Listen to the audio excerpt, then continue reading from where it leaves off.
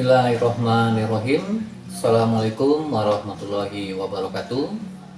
Salam sejahtera dan salam sehat untuk kita semua. Sebelum saya memaparkan lebih lanjut instrumen persyaratan diri dosen dalam unjuk kerja Tridharma Perguruan Tinggi atau PDD UKT-PT di bidang pengajaran, izinkan saya memperkenalkan diri. Nama saya Zulkifli Hendra Hartomi SKOM, dosen tetap dari Program Studi Sistem Informasi Fakultas Ilmu Komputer Universitas Sang Tua Pekanbaru dengan nomor induk dosen 1008127403 dengan jabatan fungsional adalah sebagai lektor. Selain itu, untuk jabatan struktural saat ini saya menjabat sebagai Kepala Bagian Unit Penjamin Mutu Program Studi Teknik Informatika Universitas Sang Tua Pekanbaru. Pendidikan terakhir saya adalah Magiritas Komputer dalam bidang keilmuan ilmu komputer. Awal saya bekerja di Universitas Sang Tua adalah pada tahun 2010 sebagai tenaga pendidikan di bidang administrasi, dan saya pernah menempati di berbagai posisi seperti bidang umum, perlengkapan, keuangan, dan bagian kepegawaian. Kemudian saya menjadi dosen pada tahun 2018. Adapun mata kuliah yang pernah saya ampu adalah yang pertama yaitu algoritma dan pemrograman 2, yang kedua yaitu sistem informasi geografis, yang ketiga database management system, yang keempat sistem pendukung keputusan, dan yang terakhir atau yang kelima adalah pemodelan dan simulasi. Berikut salah satu mata kuliah yang saya ajarkan yaitu algoritma dan pemrograman 2 dengan bobot SKS yaitu 3 SKS berlangsung selama 150 menit di setiap pertemuan. Nah, mata kuliah ini mempelajari pemahaman alur algoritma sebagai dasar analisis suatu permasalahan terhadap suatu logika yang dituangkan ke dalam bahasa pemrograman.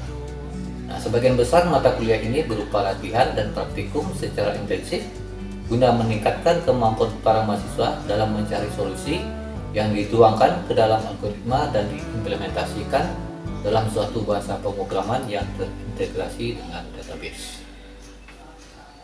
Berikut capaian pembelajaran atau CPL dari program studi yang diharapkan adalah yang pertama, menguasai konsep teoritis di bidang pengetahuan ilmu komputer atau informatika secara umum, teoritis dan khusus dalam bidang pengetahuan secara mendalam, serta mampu memformulasikan penyelesaian masalah secara prosedural. Yang kedua yaitu memiliki pengetahuan yang terukur terkait dengan cara kerja sistem komputer dan mampu merancang dan mengembangkan berbagai algoritma atau metode untuk memecahkan masalah tentang database, rekayasa perangkat lunak, berikut pengujian perangkat lunak itu sendiri. Yang ketiga, mampu bertanggung jawab atas pencapaian hasil kerja kelompok dan melakukan supervisi dan evaluasi terhadap penyelesaian pekerjaan yang menjadi tanggung jawabnya. Yang keempat, mampu menerapkan algoritma sistem cerdas untuk mempelajari pola, memprediksi tren, mengekstrak informasi dan klasifikasi data untuk menyediakan solusi bisnis dan pengambilan keputusan. Adapun capaian pembelajaran mata kuliah atau CPMK algoritma dan pemrograman ini adalah yang pertama, mampu mengingat sejarah, pengertian, dan manfaat algoritma dan pemrograman. Yang kedua, mahasiswa mampu memahami penggunaan perangkat lunak, algoritma, dan pemrograman. Yang ketiga, mahasiswa mampu menerapkan struktur, variabel, tipe data dalam pemrograman. Yang keempat yaitu mahasiswa mampu menerapkan berbagai jenis operator dalam pemrograman. Yang kelima, mahasiswa mampu menerapkan teknik pemrograman menggunakan kelas dan metode. Yang keenam, mahasiswa mampu menganalisis konsep dasar object oriented programming. Yang ketujuh, mahasiswa mampu mengevaluasi program berdasarkan struktur dan parameter. Dan yang kedelapan atau yang terakhir yaitu mahasiswa mampu mengkreasi interaksi program Java menggunakan database. Selanjutnya untuk metode pembelajaran, yang pertama yaitu diskusi, di mana di sini nanti dosen akan menjelaskan. Kemudian yang kedua yaitu tanya jawab. Nah, terkait diskusi dan tanya jawab tidak hanya berlangsung di dalam kelas, namun juga bisa berlangsung kapan saja dengan adanya grup diskusi melalui WA Group yang saya bentuk dan saya sediakan untuk para mahasiswa. Nah, di sini nanti mahasiswa bisa berkonsultasi tentang apa saja tentang perkuliahan. Yang ketiga, demonstrasi. Biasanya saya akan mendemonstrasikan setiap materi tentang skrip program yang sesuai dengan materi yang saya ajarkan. Yang keempat yaitu praktikum menggunakan software. Karena sebagian besar mata kuliah ini adalah latihan dan praktikum, maka biasanya saya akan membimbing mahasiswa yang ada masalah terhadap skrip program. Yang kelima yaitu case study. Studi kasus akan memberikan contoh-contoh yang relevan dengan kondisi terkini. Yang keenam yaitu lab skill. Nah, lab skill di sini diperlukan untuk mengasah kemampuan mahasiswa terhadap masalah logika menggunakan algoritma sehingga bisa diimplementasikan ke dalam bahasa pemrograman. Yang ketujuh ada tugas individu. Jadi ada 3 buah tugas individu yang nanti saya akan berikan dalam setiap semester. Kemudian yang kedelapan yaitu tugas kelompok. Dalam pemberian tugas kelompok tentunya kelompok pertama berbeda dengan kelompok lainnya. Dan mahasiswa nantinya akan mempresentasikan di depan kelas dan disertai tanya jawab dengan kelompok lainnya. Selanjutnya untuk mendukung mode pembelajaran, Universitas Hang Tuah telah memiliki media pembelajaran Learning Management System atau LMS yang bisa diakses melalui URL spada.htp.ac.id, di mana setiap mahasiswa nantinya diwajibkan memiliki akun ini dan bisa dinikmati secara daring. Nah, pada media ini saya mencetakkan RPS, jadi ajar berupa modul yang bisa didownload oleh mahasiswa sesuai dengan pertemuan.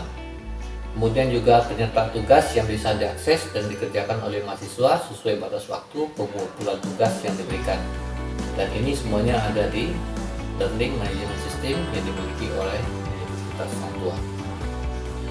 Selanjutnya untuk menunjang pembelajaran, saya juga menyediakan video pembelajaran learning dan video tutorial melalui channel YouTube yang saya kelola sendiri dengan nama Zufri Channel, di mana di URL setiap materi sudah saya sertakan pada LMS sesuai dengan topik materi di setiap pertemuan.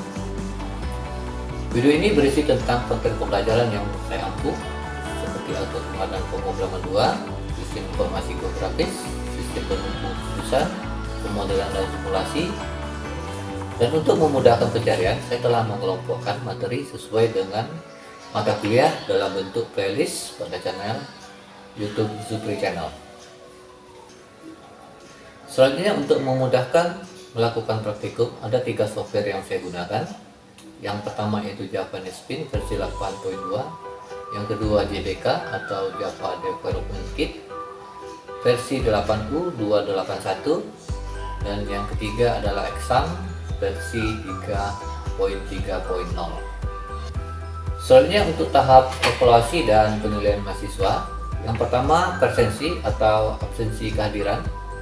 Ini berkisar 5%, kemudian soft skill 10%, laboratorium 10%, tugas 15%, UTS 25%, dan terakhir UAS sebesar 35%.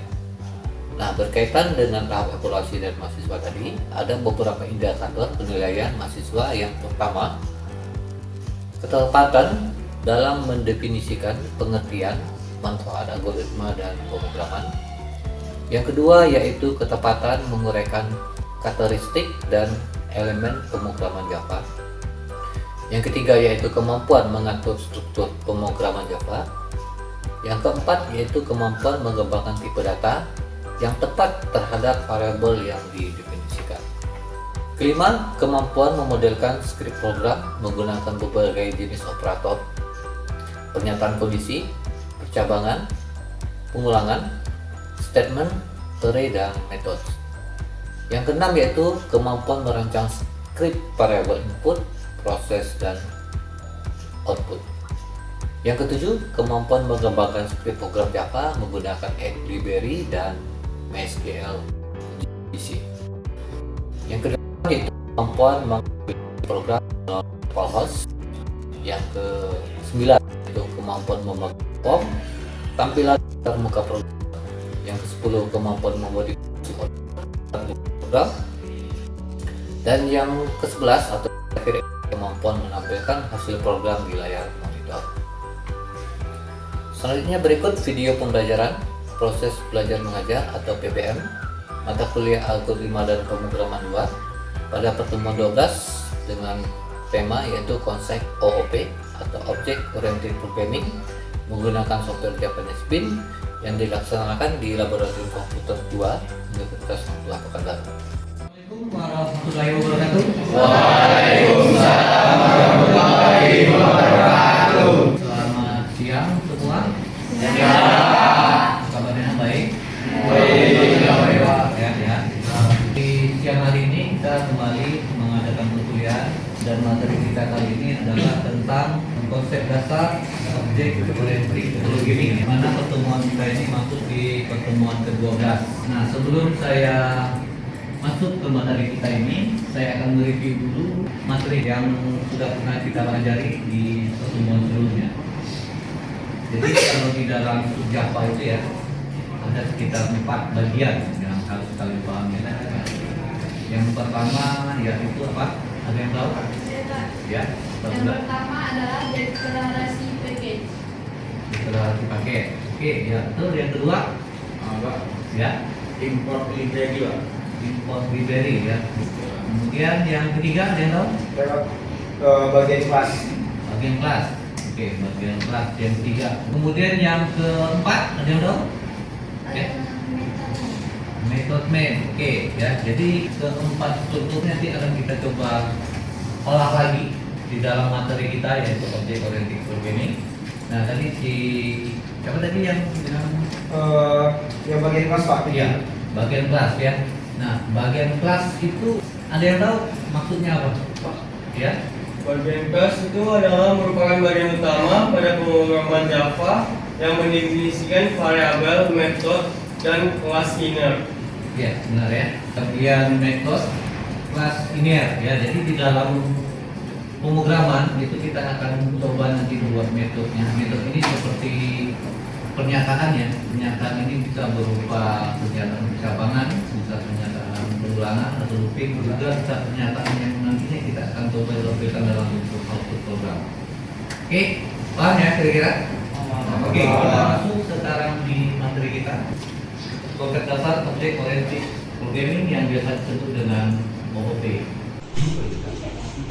Jadi OOP ini merupakan hal yang harus kita pelajari untuk memahami Java lebih dalam. Karena apa? Karena Java sendiri merupakan bahasa yang didesain untuk OOP. Ya, artinya kalau kita membuat program, kita pertama kali harus membuat sebuah kelas. Nah, OOP dikenal dengan teknik pemrograman modern yang lebih efisien dan banyak digunakan pada framework. Nah, mengapa kita harus belajar OOP? Kemudian apa itu OOP dan apa itu objek dasar? Ini kita coba akan ulas. Nah, mengapa OOP penting? Bukannya kita bisa membuat program secara prosedural saja. Nah, masalahnya jika kita buat secara prosedural, apabila programnya sudah semakin besar dan kompleks, maka kode program tentunya akan sulit untuk kita lakukan maintenance ya, ataupun melakukan perawatan. Nah, pada program prosedural, dalam memecah program menjadi beberapa prosedur, lalu membuat variabel global dan lokal untuk menyimpan data. Nah, semakin besar programnya, maka semakin banyak pula variabel dan prosedur yang harus dibuat. Lama-kelamaan, kode program akan sulit dimodifikasi karena sudah terlalu kompleks. Nah, disinilah kita harus menggunakan OOP. Nah, kalau kita lihat di slide berikut ini, mana kira-kira variabel global dan variabel lokal? Ada yang tahu? Variabel global yang var 2. Ya, variabel lokal ada yang var ya. Prosedur di sini ada 5 ya. Prosedurnya ada show menu 1, menu 2, menu 3 dan menu 4 ya. Nah, ini kalau programnya semakin banyak, tentunya kita harus membuat program yang juga makin kompleks. Maka baiknya kita menggunakan object oriented programming. Daniela ada? Arif Kurniawan, Muhammad Asam Lufi, Sandy Akil, Revano, Haikal Faiz, Jeffrey Al-Mukarramah, Muhammad Rizky Fadila, Marta Liga, Muhammad Jagat Lesmana. Muhammad Jagat tidak ada ya. Vicky Sawaro, Septiani Dayat, Muhammad Arya Pratama, Sokia bin, Rizka Juliana, Anissa Rizka, Natia Arini, Nabila Aryati, Aditya Indra Kurniawan, Las Maria Susanti, Adila Fitratul, sakit ya, Diki Rizky, Muhammad Fadil, Rika Widya, Estu Prasetyo, Masud Rifan, sampai ada ya. Ada yang mau dipanggil? Pak, saya Pak. Siapa? Salsabila. Oh ya, Salsabila. Siapa? Rafki. Iya, Rafki Maulana. Sandi Pak. Santi Febrian. Oke. Tidak ada lagi yang mau saya panggil? Sudah ya. Artinya yang sakit satu orang, yang mangkir atau alfa satu orang. Contoh program Object Oriented Programming, di mana kita akan membuat program OOP, ya, di mana proyeknya nanti kita akan namakan dengan paket sesuai dengan pertemuan kita. Kemudian kita akan beri nama kelas. Jadi ada dua kelas yang kita buat. Jadi yang pertama kelas pemain, nanti kelas kedua kita buat namanya kelas game. Ya, di mana nanti kita akan menghubungkan dua file ini menjadi satu kesatuan agar nanti bisa kita eksekusi atau kita jalankan. Oke, sekarang coba kita buat script ini menggunakan aplikasi yang sudah kita install di laptop nanti. Ya, kita buat dulu nama paketnya.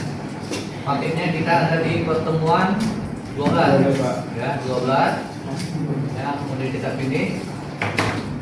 Kemudian di pertemuan 12 ini, lalu kita buat kelasnya, pilih new, lalu kita pilih lagi Java paket, ya. Kelas pertama pemain, lalu kita finish. Ya, kita sudah berhasil membuat paket pertemuan 12, kemudian pabrik kelasnya adalah pemain. Nah, sekarang sesuai dengan yang kita bahas di awal tadi, kita harus menentukan struktur program berikutnya ya. Ada kelas, kemudian ada bagian metode ya. Jadi di sini kita buat bagian metodenya, di mana kita akan mendefinisikan variabel dulu. Mana atribut yang kita definisikan di sini adalah untuk input data string dengan variabel name. Ya.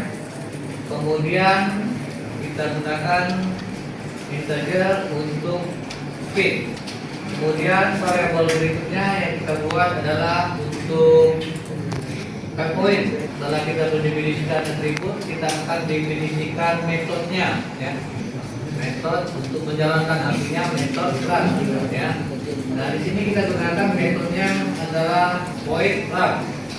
Nah, di dalam metode run ini kita akan mencetak outputnya. Kemudian name. Kemudian kita gunakan tanda plus di sini, ya. Artinya kita akan memanggil string name di sini. Di sini kita akan tampilkan kalimat is running, ya. Oke, ini definisi untuk menjalankan metode run-nya sudah selesai. Boleh.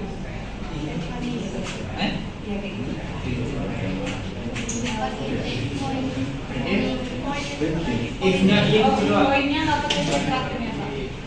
Ya, dan poin lebih kecil. If-nya kedua. Ya. Nah, ya. Dan poin ini lebih kecil atau sama dengan 0, ya. 0.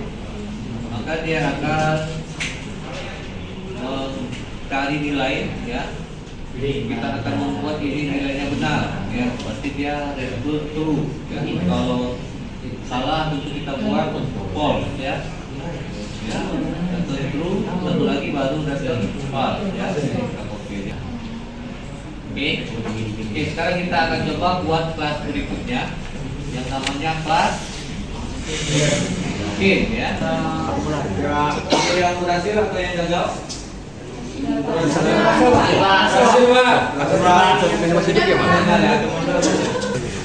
Masih.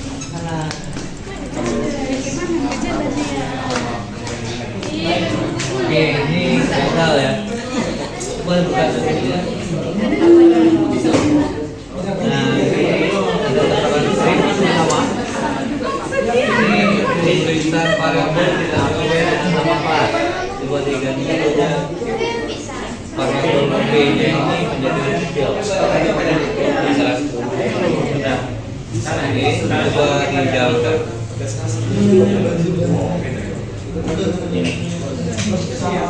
Oke, artinya grade-nya berjalan dengan baik. Nah, sekarang coba diganti headline-nya. Ya, tadi yang tadi kelasnya ya, kelas pemain. Sekarang coba diganti pemain. Ganti kelasnya hapus. Jadi di game. Coba ganti kelasnya ini ya.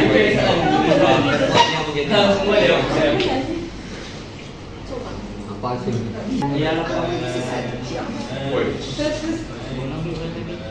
Nah, artinya dia game over ya. Artinya dia akan membaca endpoint yang kita script di awal tadi ya. Kita telah menentukan dia lebih kecil dari atau sama dengan 0 ya. Artinya dia akan membaca nilai boolean dianggap true ya. Ya, jadi jika dia benar dia akan menampilkan yang over, jika dia salah dia akan menampilkan hanya stripnya saja. Jadi bukan game over yang ditampilkan. Oke ya, paham ya? Oke, yang lain ada? Berhasil? Pak, ini belajar dulu. Ini kesalahannya di mana nih? Pemain ya. Coba siapa? Di error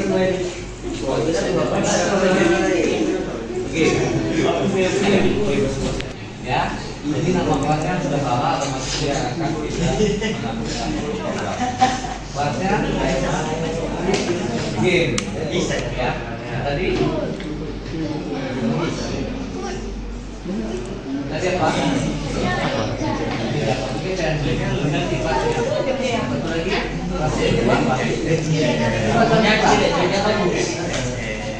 nah, ya. Jadi kelas ini kelas game. Kelas pemain mana?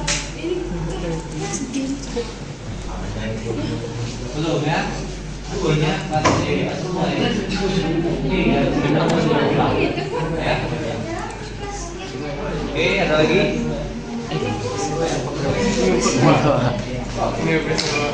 Ini apa?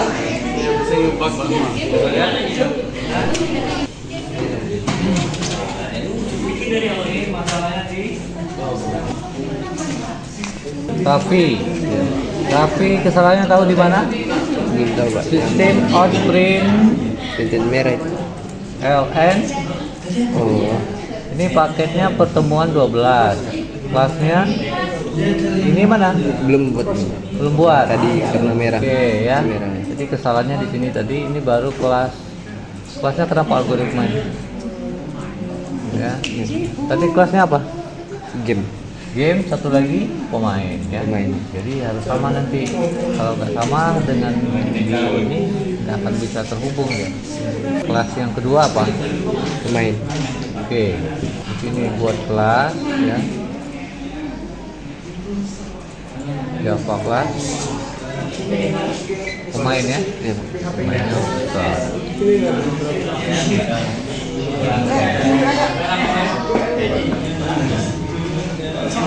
Gerakan dibuat. Paketnya belum dibuat, paketnya. Seharusnya paket dulu ya di sini. View, Java paket, pertemuan berapa? 12 ya. Kemudian pertemuan 12 kita buat Java kelas. Tadi yang pertama Game. game ya. game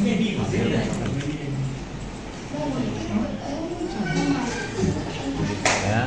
Game tadi yang saudara buat di mana? Nih, ini game. Ini algoritma. Bukan ini paketan. Ini definisi kedua ini kita kan hanya memberi komentar. Artinya dia tidak akan dicetak di output program. Nah, baru yang kedua kita buat namanya pemain. Screennya udah ada? Ada. Screennya nanti coba dibuat. Ya. Setelah saya lihat tadi ada beberapa kesalahan ya dalam menghubungkan kedua kalimat ini tadi. Ya, dimana tadi saya melihat nama pemainnya itu nggak sesuai ya. Tadi di sini ada pemainnya huruf P besar, sedangkan di sini pakai huruf P kecil, ya. Makanya tidak bisa terkoneksi, ya. Jadi setiap nama variabel di file itu harus sama dengan nama variabel yang kita buat di dalam script. Nah, kemudian juga tadi ada yang mengganti beberapa variabel. Itu tidak semuanya diganti ya, seperti ini. Variabel ini diganti, tapi di sininya nggak diganti. Otomatis dia tidak terhubung, ya. Kemudian juga ada dalam penulisan di method game-nya pada file pemain, di void-nya ini tadi tidak menggunakan void run, ya, tapi nama void pemain. Jadi void run ini fungsinya untuk menjalankan perintah yang kita buat. Yang perintah yang kita buat ini adalah kita ingin menampilkan name is running. Kemudian kita ingin menampilkan nilai speed-nya. Jadi dalam penulisan script ini sangat penting sekali kalau di OP itu kesamaan nama variabel, ya. Jadi kesalahan dalam penamaan variabel yang tadi. Ada pertanyaan? Tidak ada ya. Oke, jika tidak ada pertanyaan, mungkin saya akan tambahkan untuk latihan di rumah atau juga mengakhiri tugas ketiga. Ini dapat kalian nanti simak di LMS atau learning management sistem kita. Mana tugasnya adalah membuat pemrograman dengan konsep OP sesuai dengan materi yang ada di pertemuan 12, ya, ini di pertemuan sekarang. Di mana ketentuannya adalah buat nama project, namanya tugas ketiga ya, tugas kedua ini atau kita yang ketiga. Kemudian nanti dibuat paket pertemuannya juga 12. Kemudian buat dua kelas yang berbeda. Ya, tadi kita buat kelasnya pemain sama game, ya. Jadi di dalam programnya nanti itu harus ada name dan nama kalian. Dan ini bisa ditampilkan di modul program. Ya. Kemudian coding dan program tidak boleh sama dengan materi. Ya, materi kita tadi game dan pemain, kemudian butik dan makan ya. Jadi harus dikreasikan sendiri ya. Jadi misalnya kalian membuat mungkin tentang penjual pembeli. Iya, bisa diterima ya. Jawab. Nah, ini nanti saya akan cek kembali di depan sampai di mana kemampuan kalian. Ada lagi yang mau ditanyakan mungkin tentang tugas? Sudah bos kira-kira? Oke, itu saya akhiri pertemuan kita hari ini. Terima kasih atas perhatiannya. Assalamualaikum warahmatullahi wabarakatuh. Waalaikumsalam warahmatullahi wabarakatuh. Demikian video pernyataan diri dosen dalam unjuk kerja di Dharma Perguruan Tinggi atau PDD KTPT bidang pengajaran. Terakhir saya ucapkan terima kasih atas atensinya. Assalamualaikum warahmatullahi wabarakatuh.